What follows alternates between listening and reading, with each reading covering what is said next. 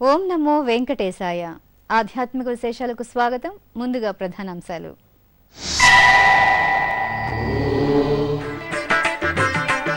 కపిలేశ్వరుని సన్నిధిలో కార్తీక మాస శోభ. శాస్త్రోక్తంగా విశేష పూజలు, హోమాలు.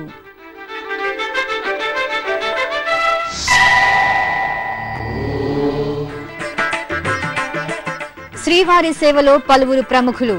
టీటీడీ ధర్మ ప్రచారానికి ఏపీ ఉప ముఖ్యమంత్రి ప్రశంస.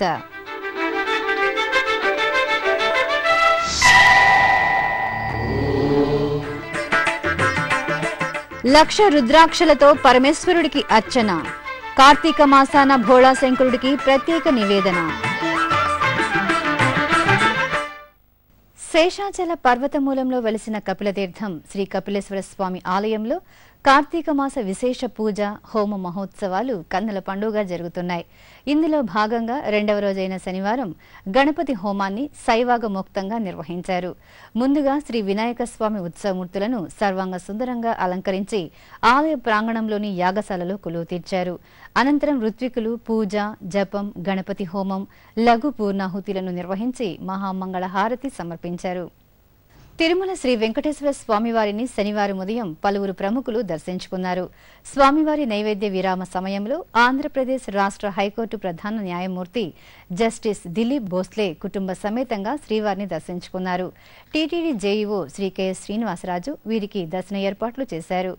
దర్శనానంతరం ఆలయంలోని రంగనాయక మండపంలో జస్టిస్ దిలీప్ భోస్లేకు వేద పండితులు వేదాశీర్వచనం పలుకగా శ్రీవారి చిత్రపటం, డైరీ, క్యాలెండర్లు, ప్రసాదాలను తిరుమల జేఈఓ శ్రీ కెఎస్ శ్రీనివాసరాజు వీరికి అందజేశారు.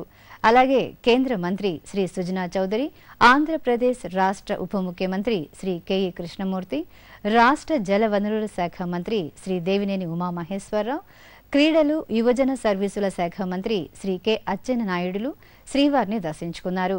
వీరికి రంగనాయక మండపంలో వేదాశీర్వచనం పలికి శ్రీవారి తీర్థప్రసాదాలను అందజేశారు. ఈ సందర్భంగా ఉప ముఖ్యమంత్రి శ్రీ కెఈ కృష్ణమూర్తి మాట్లాడుతూ తిరుమల తిరుపతి దేవస్థానం ధర్మ ప్రచారాన్ని విస్తృతంగా నిర్వహిస్తోందని ప్రశంసించారు.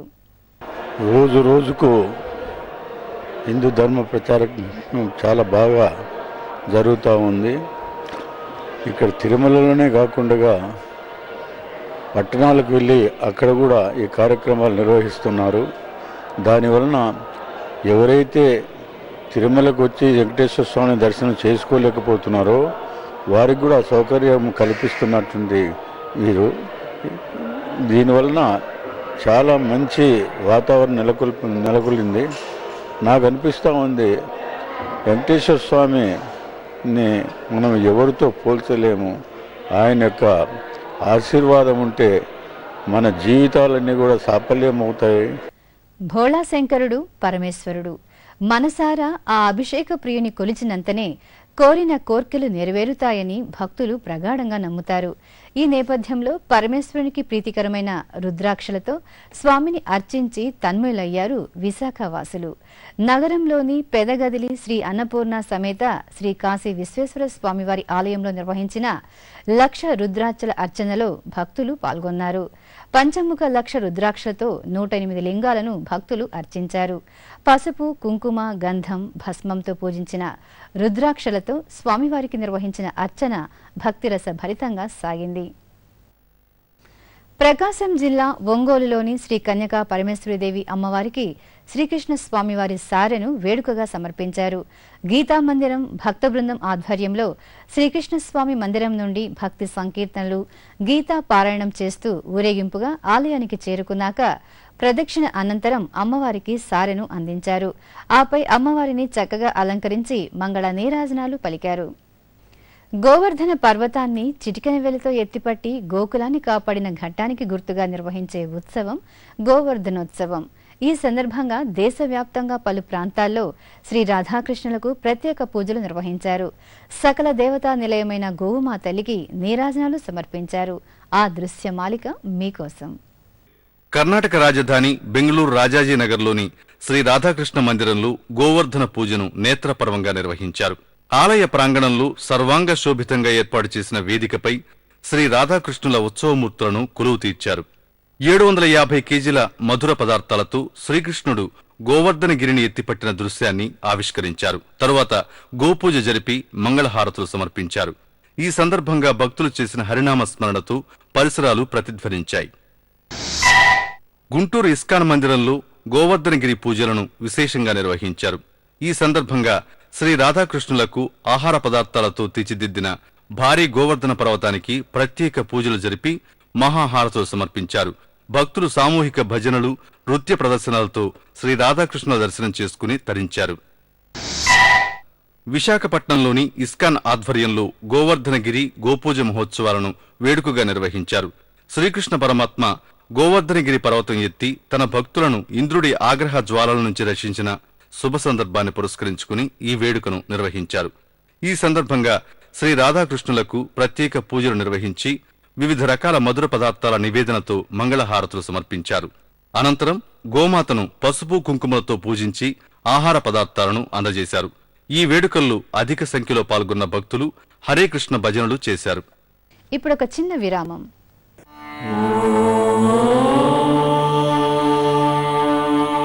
వందే గోమాతరం. గోవుతో మానవ జీవన వ్యవస్థకున్న అనుబంధం విడదీయరానిది.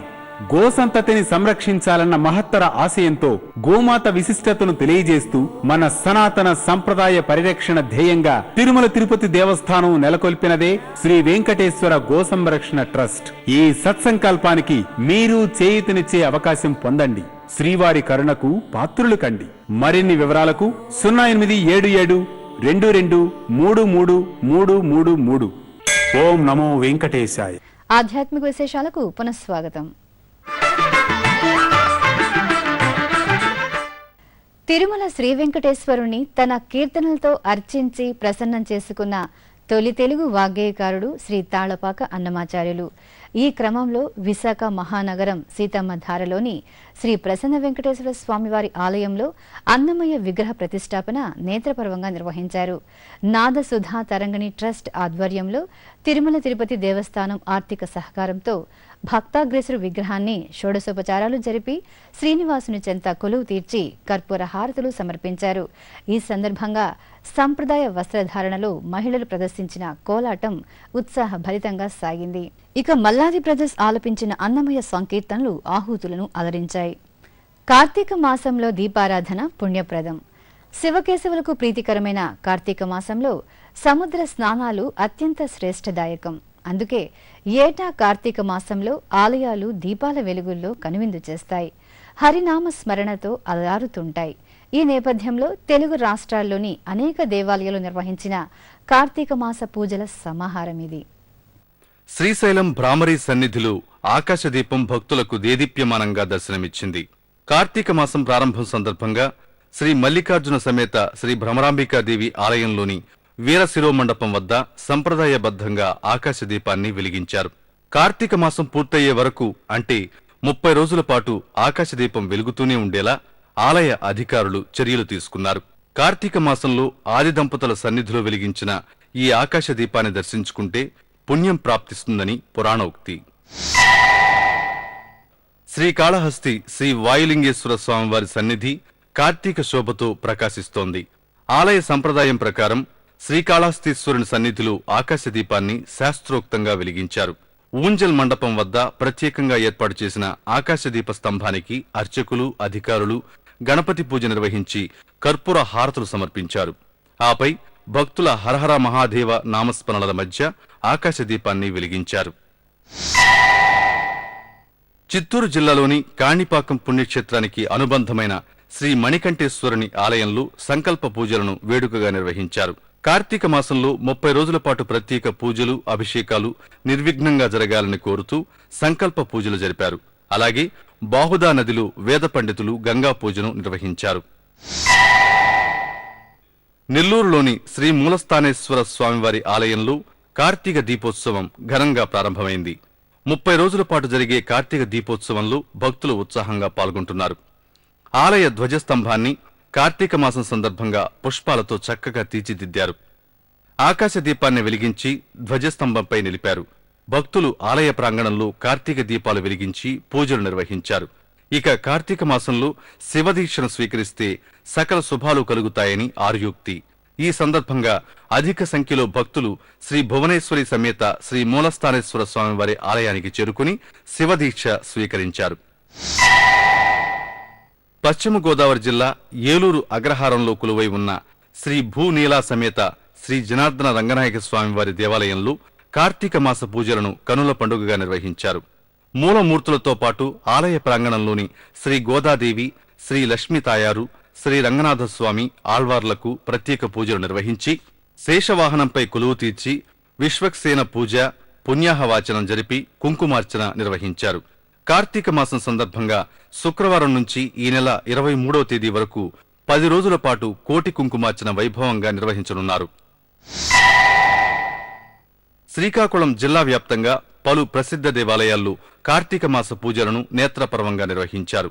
అశేషంగా భక్తులు ఆలయాలకు తరలివచ్చి దైవ దర్శనం చేసుకుని దీపాలు వెలిగించారు. ఇందులో భాగంగా శ్రీకాకుళం పాతపట్నంలోని శ్రీ నీలకంఠేశ్వర స్వామివారి దేవాలయం, నీలమ్మ తల్లి, శ్రీ జోగేశ్వర ఆలయాల్లో విశేష పూజలు నిర్వహించారు.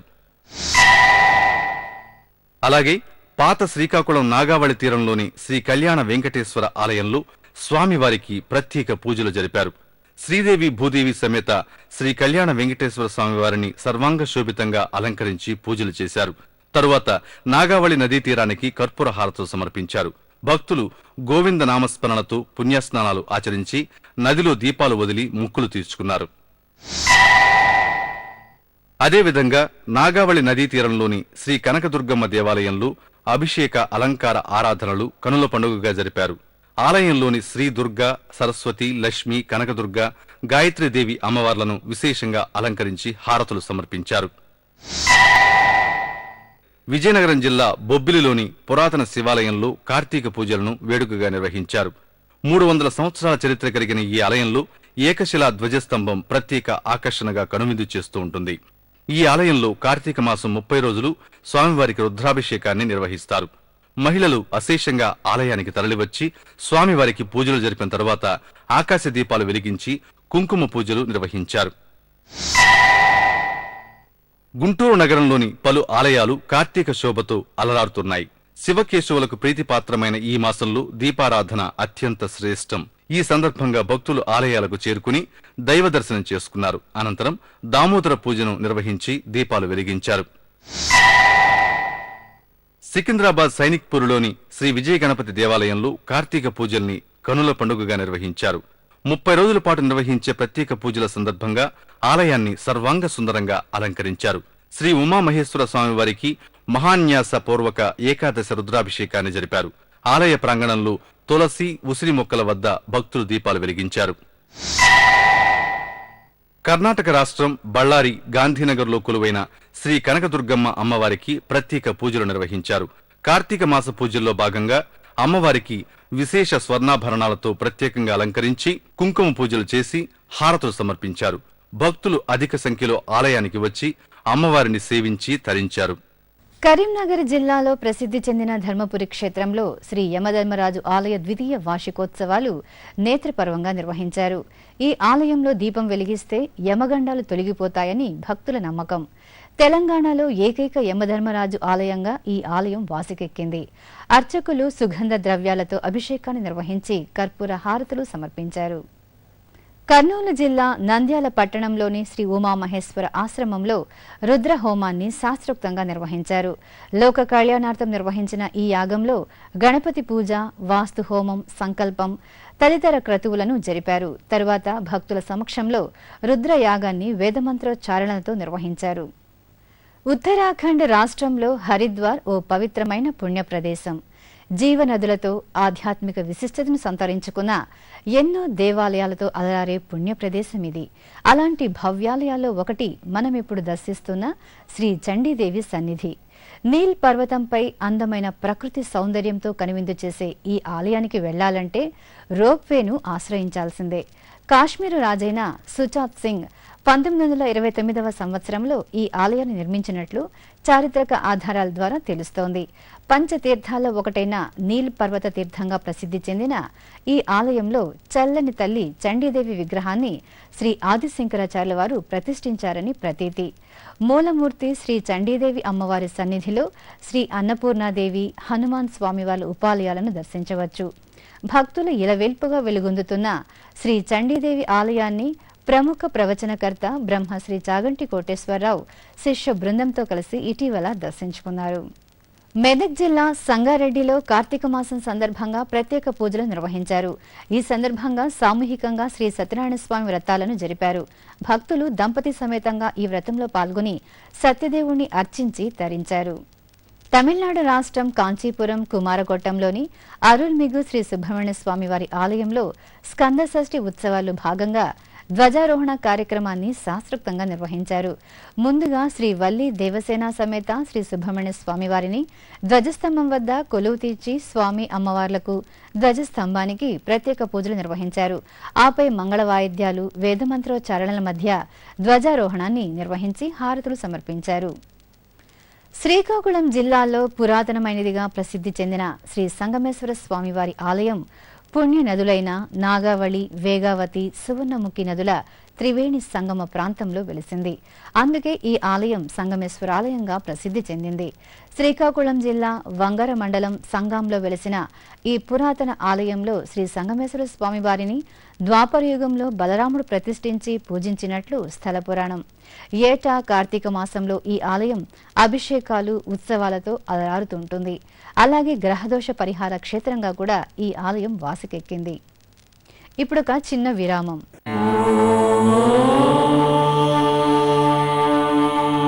అన్ని దానాల్లోకి అన్నదానం మిన్న. తిరుమలకు లక్షలాదిగా తరలివచ్చే భక్తులకు శ్రీవారి అన్నప్రసాదం పేరిట ఉచిత భోజనాన్ని, చక్కని వసతులతో నిత్యం అందిస్తోంది తిరుమల తిరుపతి దేవస్థానం. శ్రీ వెంకటేశ్వర నిత్యాన్న ప్రసాదం ట్రస్ట్ పేరుతో నడుస్తున్న ఈ సత్సంకల్పంలో మీరు పాలు పంచుకోండి. తిరుమల శ్రీవారి అనుగ్రహానికి పాత్రులు కండి. మరిన్ని వివరాలకు వెబ్సైట్ ఐడి www.tirumala.org. ఓం నమో వెంకటేశాయ. ఆధ్యాత్మిక విశేషాలకు పునఃస్వాగతం.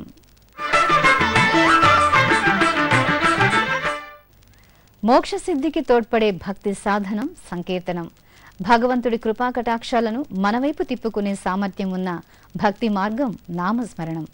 ఈ మార్గంలో ఎందరో మహానుభావులు దేవదేవుణ్ణి స్తుతించి ధన్యులయ్యారు. ఈ క్రమంలోనే వివిధ ప్రాంతాల్లో జరుగుతున్న సాంస్కృతిక కార్యక్రమాల సమాహారం కళా నీరాజనంలో వీక్షిద్దాం.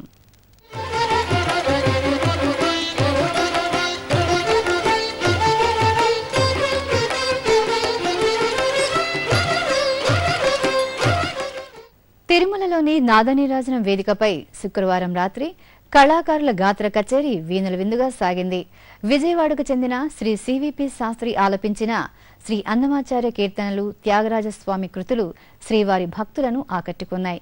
ఈ కార్యక్రమంలో వయోలిన్పై శ్రీ శ్రద్ధా రవీంద్రన్, మృదంగంపై శ్రీ పి బాలసుబ్రహ్మణ్యం సహకారాన్ని అందించారు.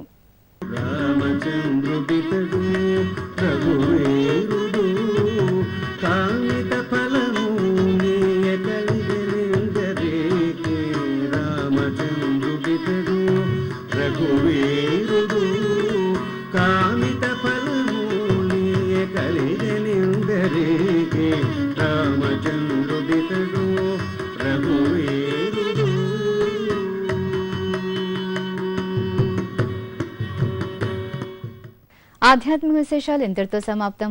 రాత్రి 10 గంటలకు ప్రసారమయ్యే ఆధ్యాత్మిక విశేషాల్లో మళ్లీ కలుసుకుందాం. ఓం నమో వెంకటేశాయ.